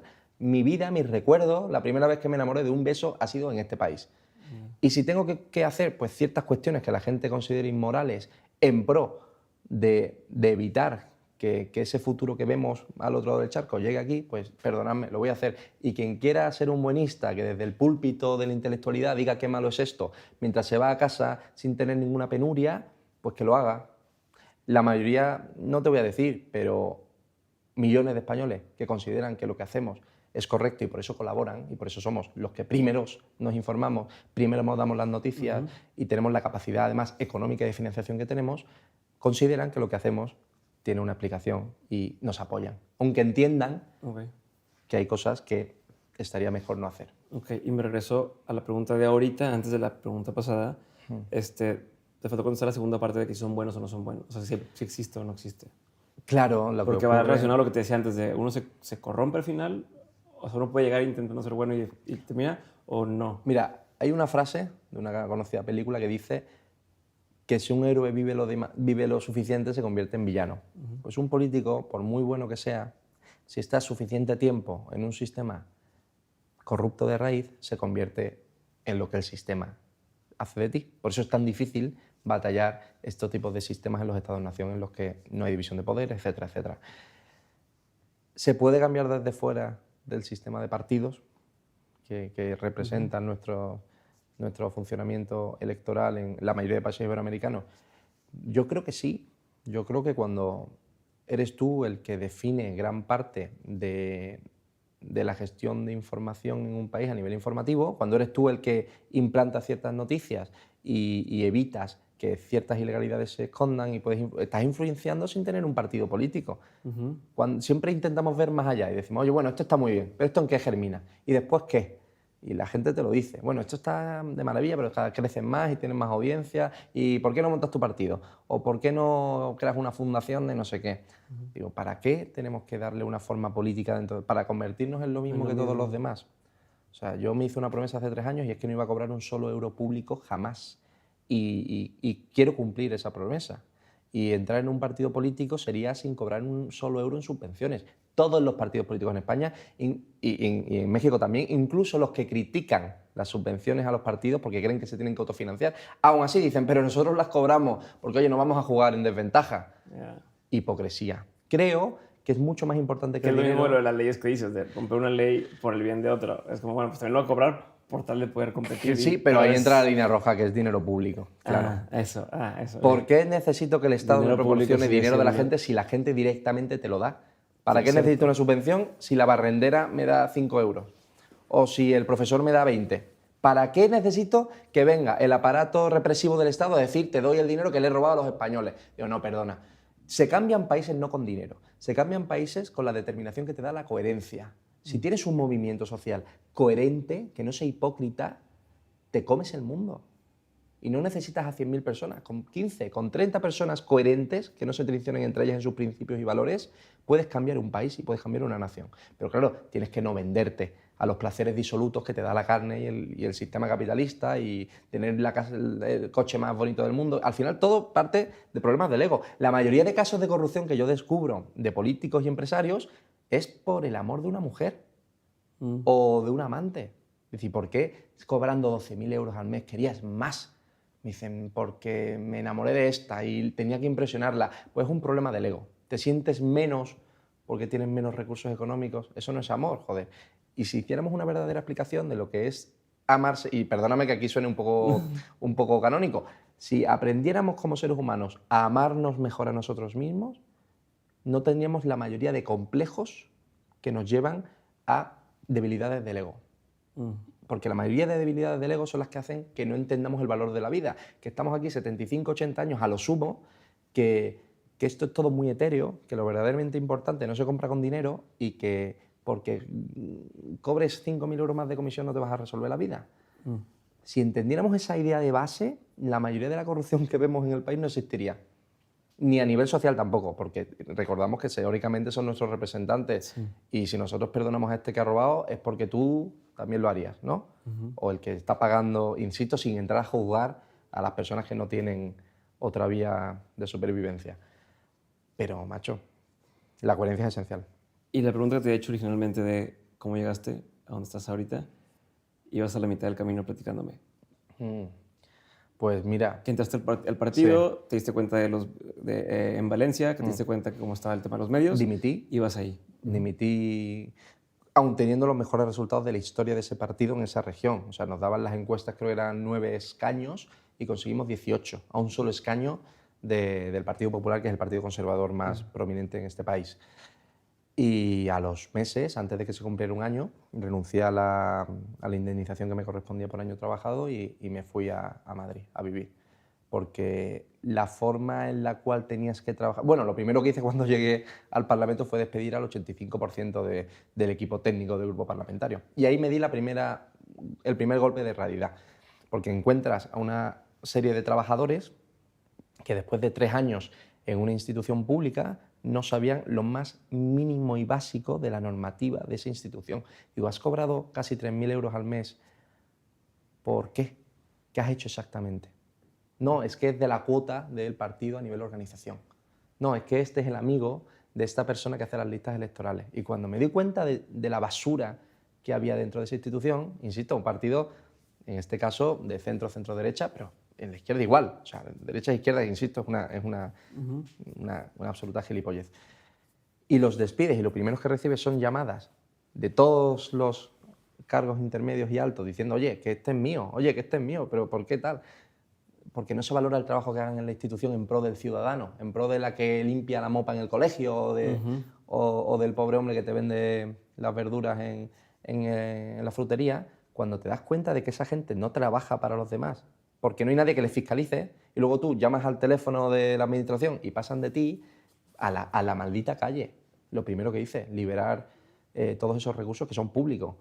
Y cuando vi todo, pues obviamente todos los problemas que eso me acarreaba dentro del partido, pues tardé un año. Al año un año menos un día dimití y me fui a trabajar en lo que gano y he ganado toda mi vida 10 veces más, que es el ámbito privado. Pero entonces dimitiste y ya decidiste, voy a quedarme ya, voy a empezar a hacer esto. Y me voy a Madrid. Y en Madrid me ofrecieron un trabajo en una consultora de comunicación de bastante éxito. Estuve 3 meses y luego hice algo que era colocar, porque empezó la pandemia y al final pues tal. Y me dio por colgar una lona de 30 metros de altura en una de las principales arterias de Madrid, con la cara de Pedro Sánchez. Y eso pues generó muchísima atención mediática, fuimos haciendo otra serie de cosas y al final me di cuenta de que no solamente obtenía una base de lectores muy, muy masiva, sino que encima había gente que me escribía y que me mandaba información. Y dice, ojalá pudiera estar, que a ti te lee tanta gente. Y ahí pues vas conociendo a gente de todo tipo, militares, altos cargos de la Policía Nacional o de la Guardia Civil, personas de inteligencia del Centro Nacional de Inteligencia de España y de otros países, funcionarios de todo rango y condición, porque les interesa que a su compañero le vaya mal. Es que yo también me alimento de la ruindad del ego, porque claro, si hay 12 escaños y sois 20 y tú le puedes meter mierda informativamente hablando a los otros, me lo vas a dar. Pero es que los otros van a hacer lo mismo. Y al final puedes tener un mapa preciso de toda la basura que hay en todos los medios de comunicación y en todos los partidos políticos e ir publicándolo. Ok. Qué duro. Yo intento hablarte con franqueza. No, está perfecto. ¿Cuál ha sido uno de los peores consejos que te han dado? Uno de los peores consejos que me han dado, en términos, en este contexto, ¿no? Lo hayas seguido o no lo hayas seguido, no importa, pero en trabajo o en la vida. Pues en la vida, uno de los mejores consejos que me han dado. En lo que se te ocurra, no importa. Uno de los consejos, no sé si mejor o peor, pero más reales que me han dado en la vida es que lo más difícil que puedes hacer por algo, por alguien, es esperar, por mucho que duela. Esa frase me dio muchas horas de reflexión, tanto en temas de trabajo como en temas de amores. Esperar a un amor es una de las cosas más dolorosas que puede hacer un ser humano. Bueno, te gusta mucho la poesía, ¿verdad? Me gustaba, ahora me he vuelto quizás un poco más cínico con todo esto que hacemos. Okay. Es que me hiciste un consejo que me mataste las otras dos, porque te hice un peor consejo y un mejor consejo, pero a ver, piénsalo, ¿hay algún mal consejo que te hayan dado? ¿Algún mal consejo que me hayan dado? Que digas, de haberlo seguido, tú hubiera estado mal, o lo seguí y por eso me fue mal en esto. Poca gente me da consejos, pero un mal consejo era: tienes que ser lo más pragmático posible. Ese es el peor consejo que me han dado. Creo que lo más pragmático posible, cuando el contexto era adecuarte a una realidad corrupta, es de las peores cosas que me han podido decir. Creo que lo verdaderamente pragmático es ser lo más idealista posible en una existencia tan corta y disoluta como es la humana. E insisto, cuando te dicen, no, pero tienes que centrarte en el objetivo final. ¿Por qué vas a atacar a esto si atacar a esta gente beneficia que hay gente mucho peor llegue a...? Porque yo no soy el juez en ese juego. Cada uno tiene su parcela de juego. La tuya, por ejemplo, es tener un podcast de éxito en uno de los principales países de Iberoamérica para dar una visión alternativa de la realidad en aquellos temas que tú consideres. Ese es tu campo de juego. Puedes ampliarlos o no según vayas evolucionando como ser humano y quizás dentro de 15 o 20 años tu objetivo sea uno bastante mayor. El mío a día de hoy no es hacerle el juego a ningún partido político porque el presidente que tengamos sea mejor o peor. Mi juego es, vamos a sacar la corrupción y la mierda de todos. Pero bueno, pues solo de los políticos, no, de todos. Políticos o empresarios o jueces. O sea, cuando publicamos audios de jueces que literalmente se han inventado pruebas falsas de pedofilia contra otros fiscales porque no les interesaban, y puedes escuchar el audio del juez, dicen, pero ¿de qué te beneficia ponerte en contra de todo el aparato judicial? Digo, mira, si por acusar de falseo de pruebas a un juez me pongo en contra a todo el aparato judicial de mi país, significa que todo el aparato judicial de mi país es corrupto y hay que acabar con ellos, por las buenas o por las malas. Porque los que se encargan teóricamente de representar y de interpretar nuestras leyes son capaces de hacer eso. Dice, no, es que estás atacando a un comisario de policía. Si ese comisario de policía está grabado explicando cómo mete 4 kilos de cocaína en la parte trasera de un coche de una juez porque le habían pagado a través de un fondo de inversión dinero porque estaba en una causa que no les interesa, o cómo han prendido fuego a un rascacielos en Madrid porque el juez iba a pedir 2 semanas después unos documentos que estaban guardados en una de esas auditoras tan grandes, y doy nombres y apellidos, insisto, y no solo doy nombres y apellidos, es que pongo hasta los audios que son descargables. 15 gigabytes de audios hemos publicado solamente en el año anterior, y los que nos quedan. Esto venía del consejo, perdona. El peor consejo que me han podido dar es que me centre sobre todo en ser pragmático. No, céntrate en ser idealista. Del idealismo es de donde sale la mayor capacidad de aglutinación de la sociedad civil. Buenísimo. ¿Cuál ha sido uno de los mejores que te han dado? Uno de los mejores que me han dado es que a veces uno tiene que olvidar lo que siente para recordar lo que merece. Y a veces se nos olvida. Sientes miedo, o sientes angustia, o yo qué sé, o sientes enamoramiento, o cuestiones así, pasiones más o menos altas o bajas. Pero olvídalo. Piensa qué mereces como ser humano. ¿Cuáles son las acciones que definen tu personalidad? Tú lo sabes, no lo sabe un medio de comunicación, ni un ennortado que cree que te conoce porque ha leído 2 titulares de mierda en un medio de comunicación vendido. No, tú sabes perfectamente quién eres y qué haces. Y los tuyos también. En base a quién eres y qué haces en tus actos, no la realidad idílica que uno se crea de uno mismo porque eres el mejor del mundo y tu ego te hincha, ¿no? Porque hincharse es enfermizo. Siempre digo que una cosa es alzarse, como decía la Biblia, ¿no? La diferencia entre elevarse, alzarse e hincharse. Un cuerpo putrefacto que está muerto se hincha por los gases. Hincharte en el ego no es sano, es la constatación de que estás podrido por dentro. No sé si... Sí. A ver, ¿qué opinión tienes que poca gente comparte contigo? Está peligroso. Una opinión que tengo que poca gente comparte conmigo en España y en general, en Iberoamérica. En la vida, en el mundo, en lo que quieras. Pues te diré 2. La primera, reformas firmes de la Constitución de mi país para implementar trabajos forzados. Y te digo por qué. Porque cuando le has robado 80 o 100 millones de euros al pueblo español o al pueblo mexicano o colombiano y generas una indefensión absoluta, aunque te condenen porque has escondido ese dinero, a mí que pases 8 años o 7 años en la cárcel no me es suficiente. Tú has empeorado la vida de decenas de miles de personas, de millones de personas en el caso de España. Y si tienes una condena en firme por grandes delitos de malversación, y te digo más, también por violadores múltiples o por asesinos múltiples, si tú has violado a 5 mujeres y cumples 10 años de pena, en prisiones que son acordes a los derechos humanos, que parece que los derechos humanos solo nos importan cuando están en Europa, pero bueno, ese es otro debate. A mí no me basta, personalmente, que después de los 5 o 6 años puedas salir a la calle y primero volver a violar, de entrada, porque muchos de ellos son reincidentes hasta el día que se mueren. Si tú eres un peligro para la sociedad, me da igual cuál sea tu condena. Tú no puedes poner a una persona que no está rehabilitada en la calle para que viole a otra persona o para que asesine a otra persona. Para empezar, creo en la cadena perpetua, creo siempre revisable, y creo sobre todo en los trabajos forzados para aquellas personas que nos han robado, pues en tus 10 años de condena vas a estar picando piedra o vas a estar haciendo trabajos sociales para que no te quedes en casa, en tu celda, sacándote carreras universitarias que encima te pagamos a los que has robado. Que esa es otra. O sea, hay personas que han robado hasta 20 millones de euros en España, que han ido a la cárcel y que le hemos pagado nosotros los estudios universitarios. Cuando hay gente joven que no puede pagarse las carreras y necesitan becas, etcétera, y gente que se queda sin beca porque no hay dinero suficiente, y te estamos pagando a ti en la cárcel. Lo siento, a mí me llaman radical por decir esto, pero si tú eres una de las personas que ha cometido grandes delitos de corrupción o contra la integridad física de las personas, es que no solamente no vas a tener esos beneficios. No, pero es que así es más difícil que se integren. Es que la justicia no es solamente una cuestión de integración, de vuelta a integrarte en la sociedad, es una cuestión de justicia. O sea, si tienes que estar toda tu vida picando piedra hasta que nos digas cuáles son tus testaferros, lo siento, vas a estar picando piedra toda tu vida. Y creo que eso es un bien para la sociedad. Está lo políticamente correcto, que dice que no, que has cumplido tu pena, pobrecito, y además que nadie puede obligarte a trabajar si tú no quieres. Y que si trabajas además en la cárcel, tiene que ser dado de alta en la Seguridad Social y pagando tus respectivos impuestos y teniendo tus derechos laborales. Pero por eso admiro tanto las políticas concretas penitenciarias que está llevando el señor Bukele en Salvador.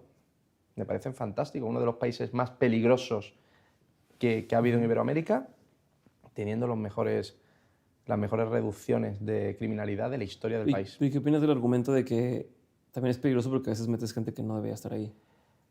¿Qué pasa con esa persona que entró ahí por error? Porque alguien, así como dijiste, un juez le inventó un cargo y ahí te vas y te fuiste a una cosa así. ¿Qué pasa ahí? Por eso hay que coger a ese juez, meterlo en la cárcel hasta que sienta que ha perdido toda su vida y darle una lección a todos los demás que sean capaces de hacer eso. Si tú le arruinas la vida a un inocente, pues eso, robándole, violándole o mandándole falsamente a prisión, vas a tener las consecuencias de un sistema judicial duro, no, durísimo. Ok. ¿Crees en el ojo por ojo, diente por diente? Creo en que... Creo en no poner la otra mejilla. Ok. Me dijiste que hay dos opiniones. ¿Esa es una y la otra? Y la otra es la capacidad de portar armas de la sociedad civil a unos niveles infinitamente más flexibles de los que tenemos hoy. ¿Por qué? Porque tenemos enfrente a un enemigo que está armado, que se alimenta de nuestros recursos y que provoca una criminalidad sostenida en el tiempo que hace que no podamos vivir con seguridad. Y yo creo que... Y aquí entro además con ejemplos que la gente me dice de Estados Unidos, pero etcétera. Bueno, Sí. la gente cuando Sí, habla o sea, de... ¿cómo no empezar el ciclo? Porque así en teoría sí empiezo en Estados Unidos, donde es para poder defendernos, el día de mañana el gobierno tal, ¿no? Como pero pasa en otros países donde sí, se quiere manifestar y el gobierno le dispara a la gente. O sea, me queda claro cómo evitas ese problema. Pues mira, en Estados Unidos cuando se hablan de los tiroteos masivos que hay, etcétera, es normalmente en 4 o 5 ciudades concretas en donde hay un problema, además, de índole racial importante. En el resto del país, la gente, muchísimos sitios, duerme con las puertas abiertas. Suecia, Suiza, hay muchos países en Europa que tienen con su respectiva licencia la capacidad de tener armas y no pasa nada.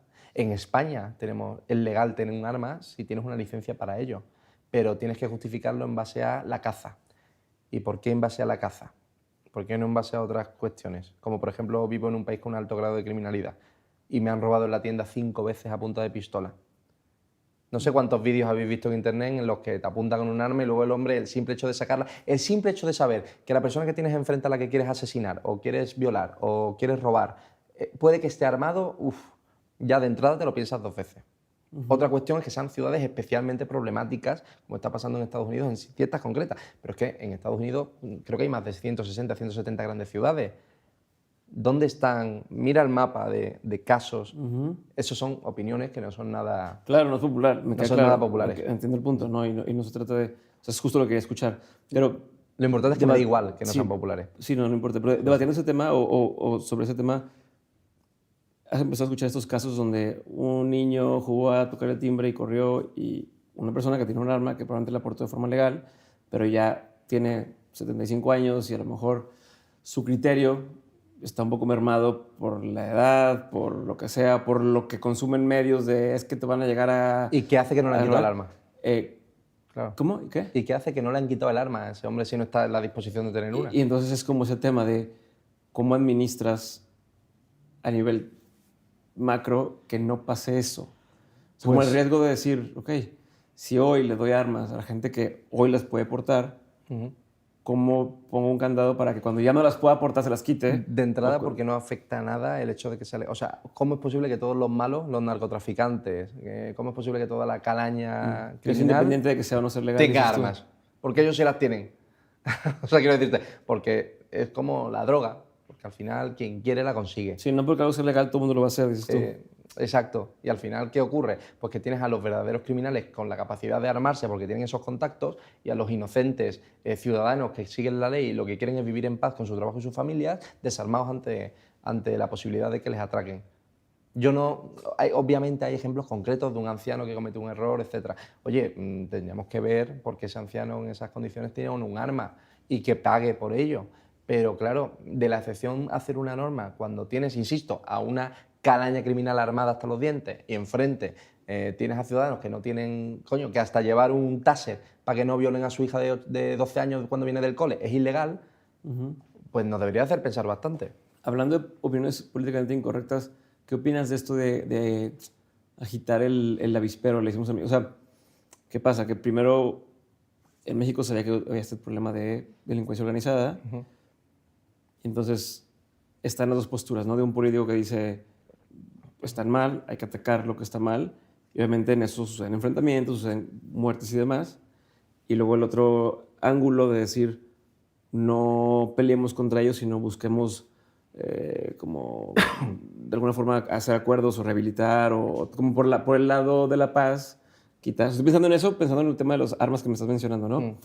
Eh, y entonces decir, vale más, ahorita que decías, gente armada enfrente de gente que no está armada, ¿qué conviene por el bien de una sociedad? El decir, ¿sabes qué? Mejor, mira, están armados, pero no nos están haciendo nada y mejor Me estás hacer poniendo como, un ejemplo sin decir como el... hacerme la vista gorda o decir, no, pues que si se armen todos para que entonces, pero a lo mejor el que yo veo que alguien está armado, entonces yo no iba a dispararte nunca porque yo veía que no tienes armas, pero que tienes armas ya es un riesgo para mí, entonces ahora te voy a disparar. ¿Sabes? Cómo evitar iniciar ese ciclo. Podemos desarrollar esta conversación en un contexto con palabras que definan el contexto en el que estamos hablando, que es, por ejemplo, el narcotráfico, ¿no? Por poner un ejemplo. No, lo pongo yo, no me importa. Pues en el narcotráfico existe eso, tienes una serie de criminales sin moral ninguna que asesinan sin el más mínimo atisbo de duda para defender pues, su logística y de reparto de cocaína, de metanfetaminas, etcétera, etcétera. ¿Qué hacemos cuando tienen muchísimo más recursos, mejores armas, mejores tanques? Lo hemos podido ver en México, y mejor capacidad de información que el Estado. Pues que el Estado tiene que ser inteligente y tiene que decir, en mi opinión, ¿qué hacemos? Dejamos que haya zonas, y pongamos el ejemplo de México, ¿no? Dejamos que haya zonas de México en los cuales el Estado ni está ni se le espera y haya incluso una afinidad social que defienda a los narcotraficantes, porque los narcotraficantes son los que ponen las carreteras, los hospitales y los colegios, porque son los que están sustituyendo al Estado con el dinero de la droga. O de alguna forma les quitamos el poder que ellos tienen monopolístico, la legalizamos y con todo el dinero que consigamos de eso promovemos una cultura contra la droga potente y bien financiada, promovemos que la policía y el ejército estén muchísimo mejor financiados que esos terroristas narcotraficantes. Yo prefiero optar, si llevamos 30 o 40 años de batalla en las cuales hemos visto que están más fuertes que nunca, prefiero optar por la segunda opción. Vamos a generar procesos en donde los que están adictos puedan acceder a ello sin necesidad de darle dinero a esta gente, que los entramados narcotraficantes se empobrezcan cada vez más y por tanto tengan mejor accesibilidad a información, a armas de calidad, etcétera, y que cuando el Estado sea fuerte y le pueda hablar de tú a tú, a lo mejor cambiamos de actitud, se legalizan o no se legalizan, que eso ya es una cuestión ideológica que cada uno determine, porque insisto, como no es mi modelo de juego, definir ideológicamente ciertas posturas, y luego los aplastamos y los metemos a todos en prisión. Pero intentar jugar de tú a tú con alguien que está mejor financiado que tú en todos los niveles, me parece un juego suicida, y lo estamos viendo en México, que ni siquiera son capaces de detener al hijo del Chapo y que no se escape. Ahora por fin, por segunda vez lo han conseguido. ¿Pero qué pasó la primera vez que se detuvo al hijo del Chapo? Que salían decenas de furgonetas de los montes, armados hasta los dientes, pidiéndole a la gente que saliera del coche para tirarle una granada y que explotara el coche. Una barbaridad tercermundista. Ni que esto fuera, te iba a decir Nicaragua, porque se ha convertido otra vez en un páramo tiránico horrible. Creo que lo que hay que hacer sobre todo es inteligente. Ok. ¿Qué es algo que la gente no sabe de ti y que si supiera le sorprendería? Joder, macho. ¿Para bien o para mal? Espero que para bien. Es broma. Que no supiera de mí y que si lo supiera se sorprendería. No, a la gente le sorprendería que no hay un alter ego en la marca y en la imagen del movimiento que tenemos, que no hay dos personas. Es decir, yo he modulado en base a las necesidades que el movimiento que estamos generando hace de ti. ¿Y a qué me quiero referir con eso? Para ponerlo en palabras más sencillas. Yo, por ejemplo, vengo de una forma de ser en la cual he sido muy tímido. O sea, yo detesto hablar en público. Detesto la televisión. Antes hacía vídeos y cuando vi que llegaban a millones de personas dejé de hacerlo. Pues como, joder, qué miedo. O sea, porque no me gustaba ni que me pararan por la calle, etc. Hay gente que piensa que es un alter ego el hecho de que ahora vayan más a televisión, a ciertos canales aquí o en Iberoamérica, porque en España hay una censura importante, o que hagan manifestaciones con miles de personas o que hagan ciertas entrevistas. Y no es tanto un alter ego, sino una adaptación de mí mismo. Yo creo que a la gente le sorprendería saber que no hay un personaje creado, que eres tú adaptándote a las circunstancias de tu realidad. El otro día estaba escuchando en el evento que fui, hay una presentación de podcast en vivo y estaba Radio Ambulante, que es una empresa que hace podcast, un canal de podcast, y contaba la historia de una chica, Camila se llama, que ella es de Colombia, ella hablaba español, pero también sabía inglés, era tímida, no era de las más populares, no era muy extrovertida con sus compañeros, y se fue un año, creo, o 2 años a estudiar a otro país, Estados Unidos, y ahí se convirtió en más popular. O sea, era popular, era la bromista, era tal, y decías que soy yo. Soy el mismo yo, pero el cambiar de idioma, el cambiar de contexto, como esta adaptación que dice, y luego vieron cuánta gente le pasaba eso mismo, ¿no? Donde sales del contexto y no es que cambies, pero es que, pues sí, eres tú, pero no, eres tú mismo en otro contexto o lo que ya puedes hacer. Nada más me acordé de eso y me llamó la atención lo que estás... Porque era muy Claro, presente. es equivalable, De gente que... completamente. Y como, perdona, y como el contexto determina la forma en la que eres, por eso queremos crear un contexto de absoluto pánico a la clase política y mediática de este país, para que tengan tanto miedo de hacer las cosas mal que se porten bien. Okay. Libro, película, documental, serie o experiencia pagada que haya marcado un antes y un después en tu vida. No tiene que ser todos, pero puede ser alguno que digas sí, ya sea fui a un lugar, un viaje y me cambió la vida, o compré un libro y lo leí y me cambió la forma de pensar. Lo más Pero son determinante. ideas, entre todo esto cualquiera. Puede ser más de uno, pero... Pues una experiencia, pues mira, a las 2:30 de la tarde del 4 de agosto de hace un par de años, no voy a poner la fecha porque entonces, en Ibiza, en una noche de luna llena, donde descubrí el milagro de la fe. Y desde entonces soy no fervoroso, pero un cristiano que siempre se autoanaliza en base a las creencias espirituales y la filosofía que tengo implícita a mi propia religión. Pero bueno, digo religión, pero al final es que cuando hablas de religión, en 2023 la gente piensa que te basas en unas conductas canónicas preestablecidas por una estructura humana que puede ser más o menos corrupta. Cuando yo hablo de religión, hablo del desarrollo histórico, dialéctico del término, religión, religare, religarse o volver a unirse a Dios.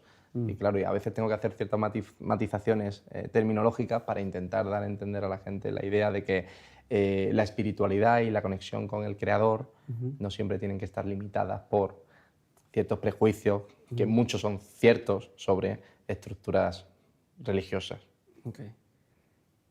¿Y algún libro? ¿O algún... Un libro.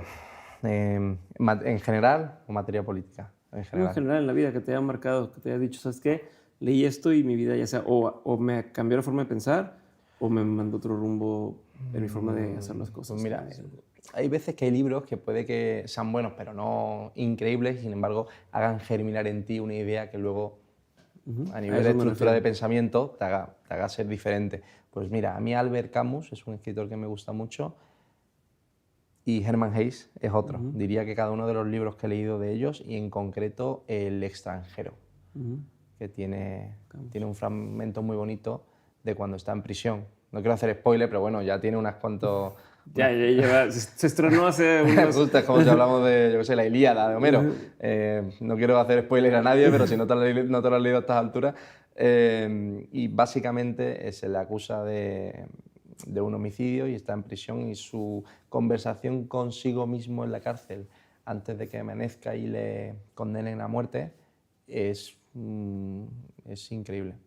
Su desconexión de las emociones que teóricamente tendrían que ligarle a la sociedad. Eso a mí me hizo pensar sobre qué hace que nos liguemos o no en sociedad y no estemos en un campo con 2 burros y una vaca, con wifi, viendo series en Netflix todo el día. ¿Qué realmente hace que nos aglutinemos como seres humanos? Okay. Parece una cuestión muy, muy banal, pero eso me hizo reflexionar sobre un área del pensamiento que luego he desarrollado a todo lo que hago hoy. Buenísimo. ¿Lección más memorable que te han dejado tus padres? Pues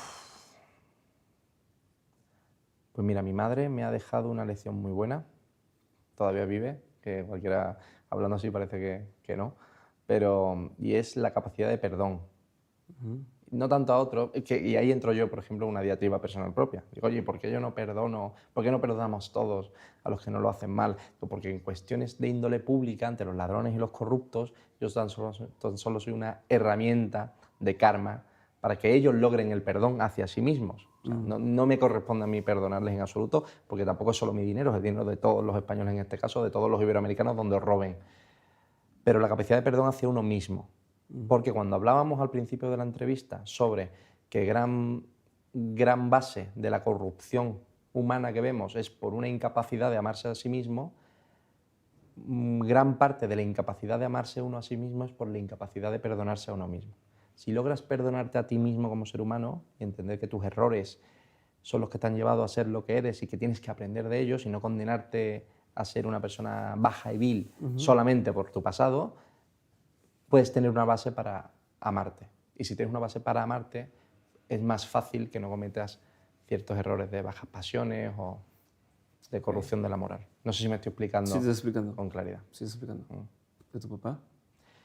De mi padre, pues la capacidad de perdonarle, claro. El yin y el yang. La capacidad de perdonarse a uno mismo y la capacidad de perdonar a otros. De todo lo que has vivido, tanto en lo personal como en lo laboral, has tenido un montón de aprendizajes. Si tuvieras que quedarte con 3 aprendizajes que quisieras tener siempre presentes y que te ayudaran a marcar ese rumbo, ¿no? Y que fueran ese recordatorio cuando dices, no sé qué hacer, si por aquí o por acá, y puedas volver a esos 3 aprendizajes, ¿cuáles son? ¿Cuáles serían?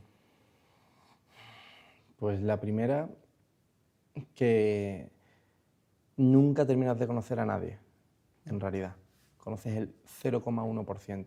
Todo el mundo tiene una barbaridad de máscaras culturales, del ego, sociales, socioeconómicas.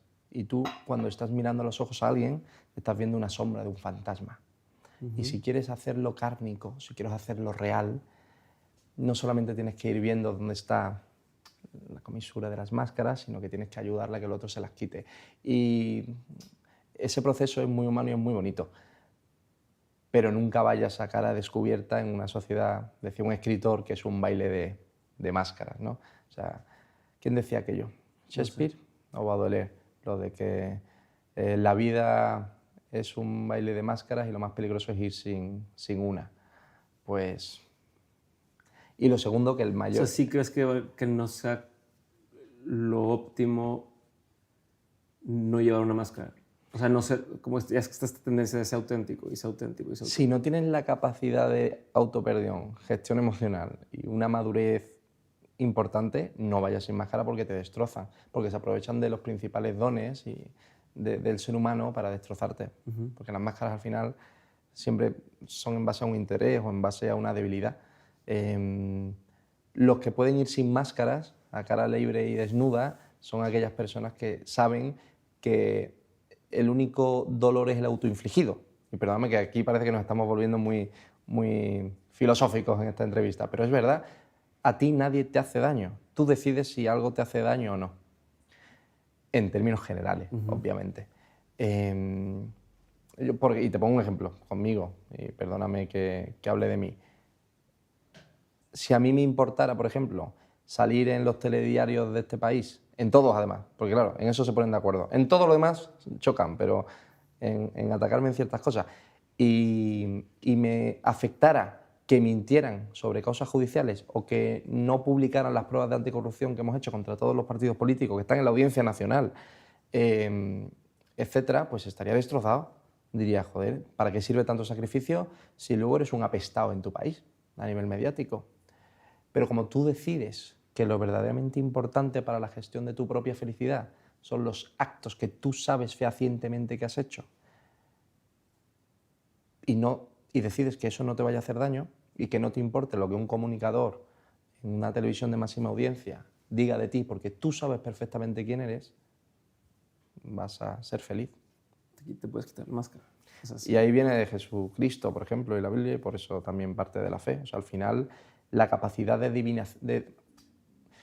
divinizar al hombre. Eso a mí es lo que me encanta de la religión católica. Hemos tenido la capacidad, no es que era un profeta enviado por Dios, no. Es que era el propio Hijo de Dios, Dios en esencia, al cual, sin ningún tipo de apuro, hemos pues eso, divinizado y hemos convertido, y esto queda muy, muy religioso, pero bueno, lo digo, y así no pierdo el hilo, perdona.